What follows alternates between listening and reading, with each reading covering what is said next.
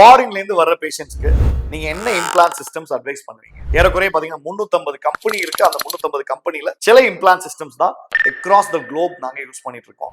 So அந்த மாதிரி உள்ள சிஸ்டம்ஸை தான் நான் பிக் அவுட் பண்ணி நான் யூஸ் பண்ணிட்டு இருக்கேன். அந்த சிஸ்டம்ஸை நம்ம அட்வைஸ் பண்றப்ப இங்க நம்ம ஃபிக்ஸ் பண்ணதுக்கு அப்புறமா அங்க போனதுக்கு அப்புறம் ஏதாவது ஒரு இஷ்யூனாலும் அங்க இருக்கிற ஒரு டாக்டரால ஹேண்டில் பண்ணக்கூடிய சில சிஸ்டம்ஸ் தான் நான் யூஸ் பண்றேன்.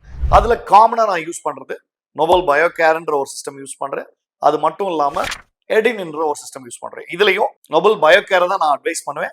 அதுலயும் பாத்தீங்கன்னா நோபல் ஆக்டிவ் டை அல்ட்ரான்னு ஒரு சிஸ்டம் இருக்கு.